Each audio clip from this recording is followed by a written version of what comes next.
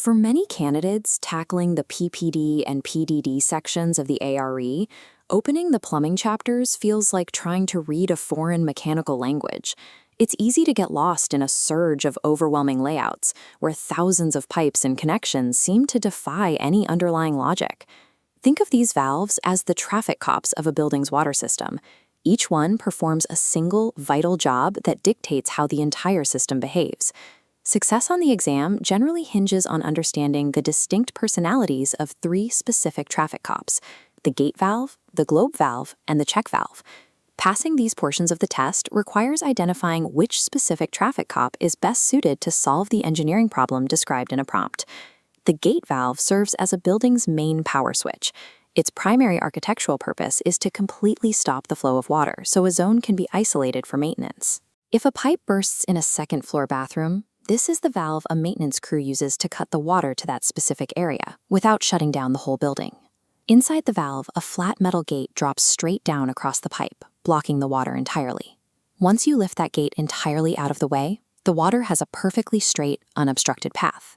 This design ensures there's virtually zero friction loss or drop in water pressure when the valve is open. However, that straight path makes the valve vulnerable. If you leave the gate halfway down to limit the water flow, the rushing stream slams into the bottom edge of the metal, causing the valve to violently vibrate and eventually fail. Because of this, keywords like shutoff, isolation, or maintenance point toward the gate valve. The globe valve functions more like a shower knob or a bathroom sink faucet. It is built for throttling, the process of making frequent, precise adjustments to the volume of water moving through the pipe. To provide that level of control, the inside of the valve forces water through a maze-like S or Z shape. By incrementally lowering a rounded disc into the middle of that curvy path, you can narrow the gap the water passes through, shifting from a heavy stream to a fine trickle without damaging the mechanism. The cost of this control is pressure. Forcing water to navigate that internal maze causes a significant loss of water pressure compared to a straight-through valve. Whenever an exam question mentions variable flow, throttling, or frequent adjustment, the globe valve is the intended answer. The check valve acts as a one-way subway turnstile. It usually lacks an external handle because it functions automatically, responding entirely to the pressure of the water inside the system. Its singular task is to enforce a one-way flow, allowing water to move forward while preventing it from ever reversing course.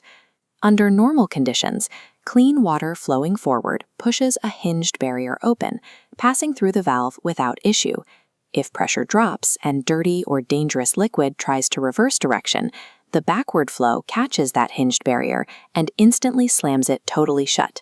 This provides a critical safety barrier to keep the clean drinking supply from becoming contaminated. Whenever the requirements involve one-way flow, backflow prevention, or combating contamination, the logic leads directly to a check valve. Now we can apply this mechanical logic to actual exam scenarios. If a question asks which valve is required to isolate a section of piping for future maintenance, we know we need a full shutoff. That's a gate valve. If a valve is needed where flow must be frequently adjusted, the requirement is for precision throttling. That's a globe valve, and to prevent contaminated water from flowing back into the potable supply, you need the automatic one-way protection of a check valve. This chart summarizes the core framework. The gate valve provides a straight path for total shutoff. The globe valve uses an S-curve for control, and the check valve uses a one-way arrow to prevent contamination. By learning the functional personalities of these three valves, you can approach valve-specific questions with a clear framework, turning mechanical complexity into a series of logical choices.